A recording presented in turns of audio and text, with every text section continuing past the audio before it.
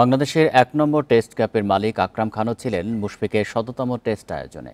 Mister ডিপেন্ডেবলের সাফল্যে যেমন আছে উচ্ছ্বাস, তেমনি টেস্টে বাংলাদেশ প্রত্যাশিত জায়গায় যেতে না পারার হতাশাও আছে আকরামের। মুশফিকের শততম টেস্ট, কত আয়োজন, কত উদযাপন, কিন্তু এর পেছনে রয়েছে কত পরিশ্রম ও নিবেদন। আছে আক্ষেপ, হতাশার গল্পও। এমন আয়োজনে অংশ হয়ে উদযাপন করেছেন বাংলাদেশের প্রথম টেস্ট ক্রিকেটার, যার টেস্ট ক্যাপ নাম্বার ১। এটা বাংলাদেশের জন্য আজকে একটা বড় দিন, বিশেষ করে মুশফিক এবং বাংলাদেশ ক্রিকেটের জন্য।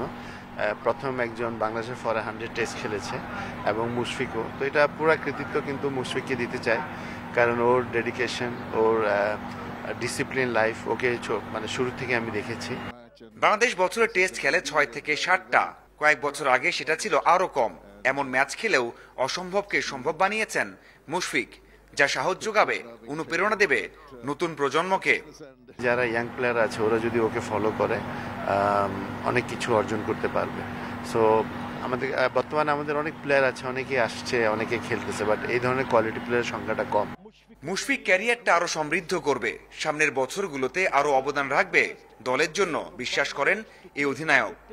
Mushfiq he did lot of good things for Bangladesh cricket.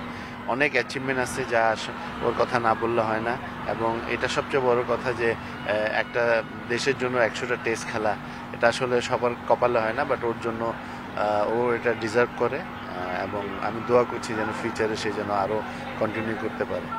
মুশফিকের ব্যক্তিগত অর্জনের দিনেও কিছু আক্ষেপ আছে আকরাম খানের। এখনো যে টেস্ট ক্রিকেটে সে অর্থে এগোতে পারেনি team Bangladesh. Still plays the drive pretty well. Mazharul Islam, independent news, Dhaka.